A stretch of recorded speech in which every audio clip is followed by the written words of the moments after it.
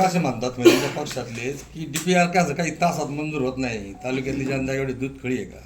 तुम्हाला काय वाटतं? हो, या तालुक्याने 8 दिवसात एक आमदार करून ठेवलं तर डीपीआरला 8च दिवसात एका बूथवर माझ्या निवडून आणलं. त्यामुळे ते त्याच्यावर काही चर्चा असं आहे की मी इतक्या छोट्या माणसांवर बोलत नाही, कारण काय त्यांचा जो रिचार्ज टाइम संपलेला आहे त्याला आपण देतो ना, रिचार्ज टाइम असतो साधारण एक व्हॅलिडिटी बार झालेली, 1.5 बार झाली. त्याचं मिशन असं का डीपीआर हा काय 1 तासात झालेला नाही, 2021 पासून त्याचं काम चालू आहे. फक्त तुम्ही अडवलं होतं, त्यांचा अभ्यास, पाटलांनी जे अडवलं ते काम केले त्याचं दुःख त्यांना. त्यांचा अभ्यास असा आहे, मी तुम्हाला सांगतो. मला काही फोन पण आलते, मी तुम्हाला त्या फोनची उकल इथं करून सांगणार नाही, परंतु त्या फोनमध्ये फॅन लावले, त्या फोनमध्ये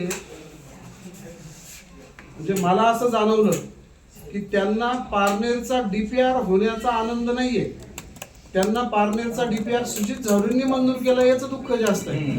मग आता असं जर असेल म्हणजे नवरा मेल्याचं दुःख नाही तर सवत रणकी झाली, असल्या माणसांच्या वर मला काही बोलायचं नाही.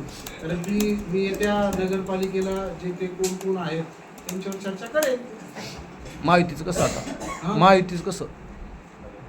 कसं आता इथं तर महाविकास आघाडीचे सर्व पदाधिकारी आहेत आणि हे कोणत्या आघाडीचे नाही, हे पदाधिकारी आहेत, यांना जनतेने निवडून दिलं.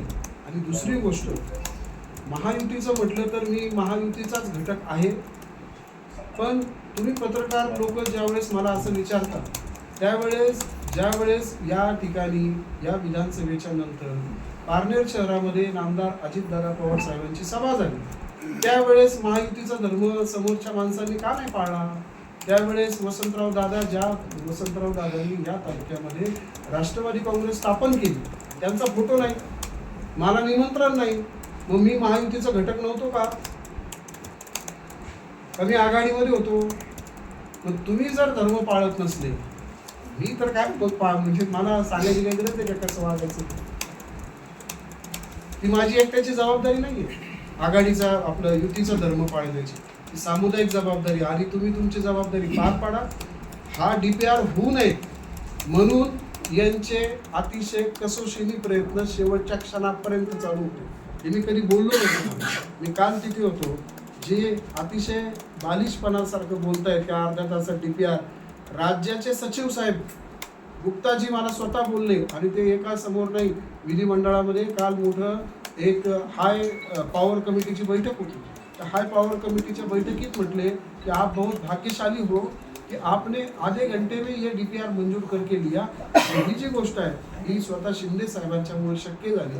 मला हे सांगायचं आहे की मी ज्याचा हात पकडलाय तो हात इतका मजबूत आहे की अर्ध्या तासात काय, कदाचित उद्या पाणी योजना 10 मिनिटात मंजूर करून घ्यायची जबाबदारी मी घेतो. आपल्याला काही करता येत नाही, लोकांना त्रास देत बसायचं.